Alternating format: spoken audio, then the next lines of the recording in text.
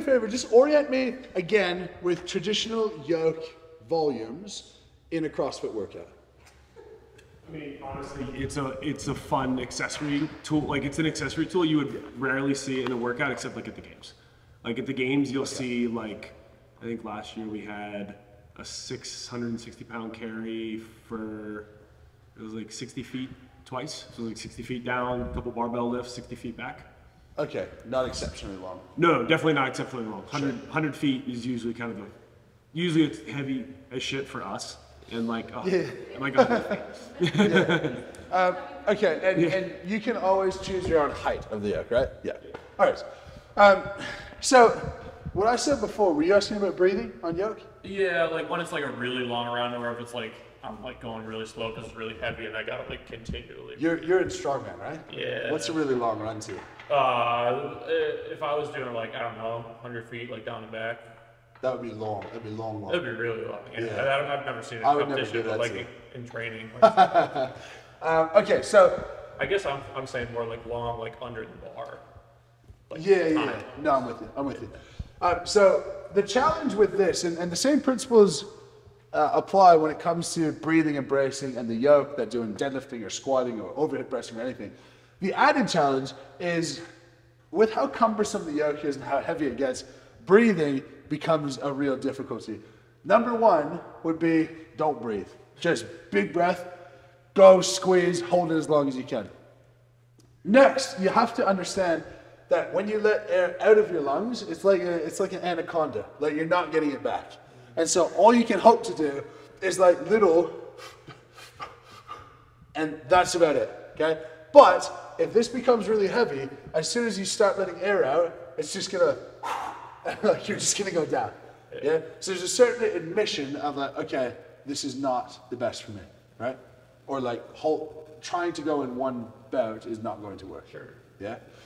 If you can fully breathe under a yoke, then you are strong enough to do whatever you'd like with that yoke the whole run. But the likelihood is you're not going to be able to breathe normally, yeah? Which is sort of the punish of it.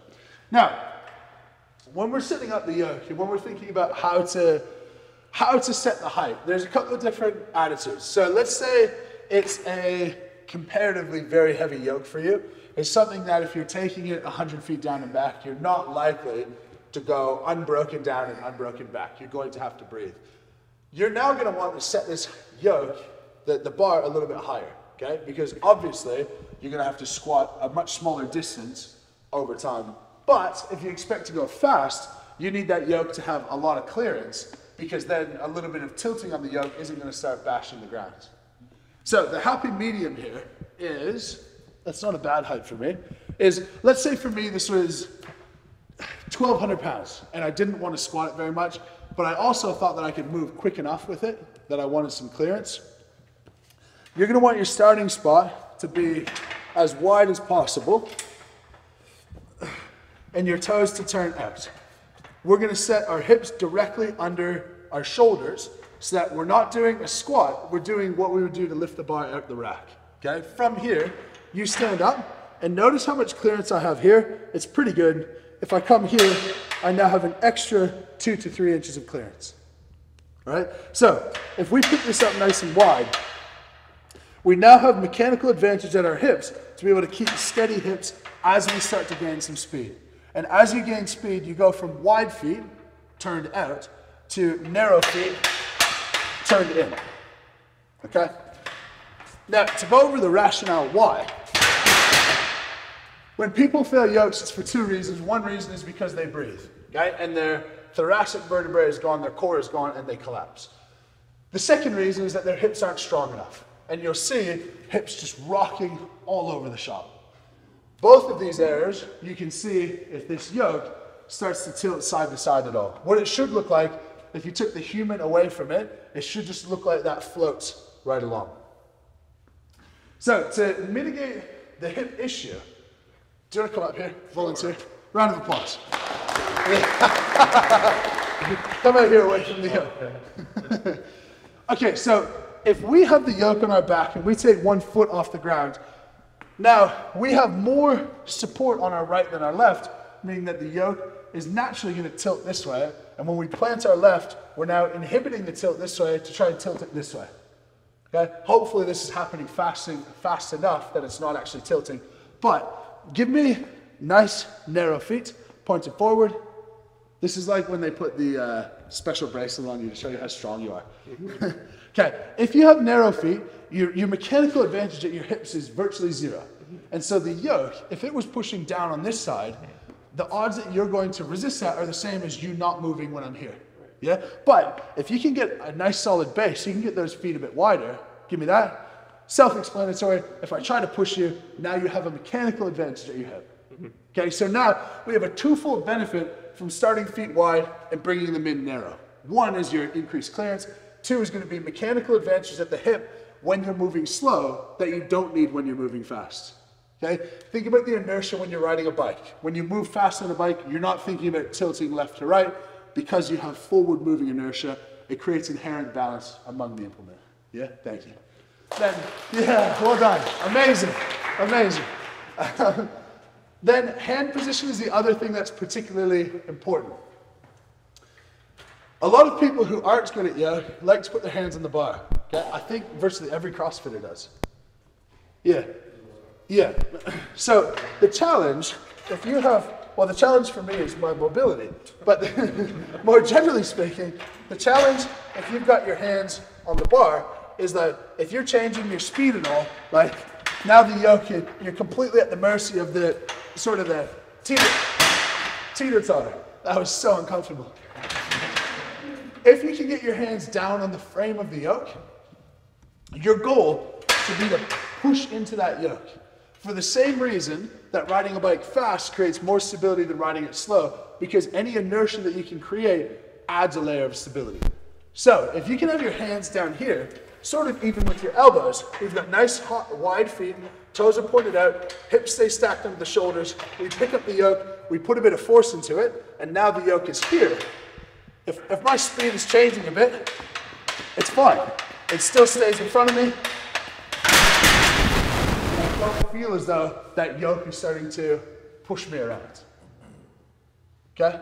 Does that make sense? Okay? Also, if we drive forward, it creates an added layer of stability vertically. Okay? The only thing with this is this, in terms of thoracic spine, now behaves like a snatch and clean and jerk. Okay? If you let your upper back fold at all, and we create any momentum between our shoulders and our hips, you're going to fold. So we have to be very vertical, and we have to be very vertical the whole time. Okay? Any questions, generally speaking, on the yeah. Do you pick it up and then move, or do you like move by taking it? Yes. What virtually everyone's going to do today, and everyone when they're trying to learn this technique does, is starting with really wide feet, and then first step going like, okay. Right? So, we want to start with wide feet.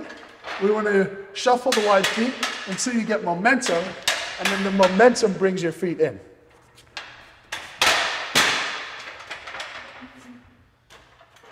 Remind me your question? Do you start picking it up, or do you start moving? Yes, that's the other thing. So we don't want to get ahead of ourselves with the yoke movement from the yoke pick. Okay? It should always be two parts. First part is we're up and stable, then we start walking. Okay? Inhibits any sort of extra movement.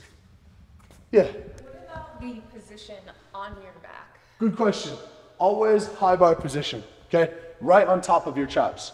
Reason being, if we slip that back, it's going to fall off your back, and it's going to promote you folding forward. Okay? High bar, super vertical. Yeah, two thoughts behind this. Some people say pull back. I always shoulders to ears. Partially, say like for someone like yourself, when you don't have a lot of material to like stop that from hurting, coming up is just going to bunch you up a little bit more. So yes, up is completely fine. Yeah. I guess, would holding the outside of the uprights be preferred, or if you have mobility to get like inside, would that? No, so what you see me doing is I have my hands around the outside, but I've got my the heels of my hand pushing. That's what I'm If doing. you can get on the inside, would you always tell people to sort of? No, that's just because I'm big and that's fairly small. Yeah, it's just a comfort thing at that stage. So long as you can get power and a little bit of forward power into that, then you'll be fine. Thank you. Any other yoke questions before you guys do it? No? Makes sense?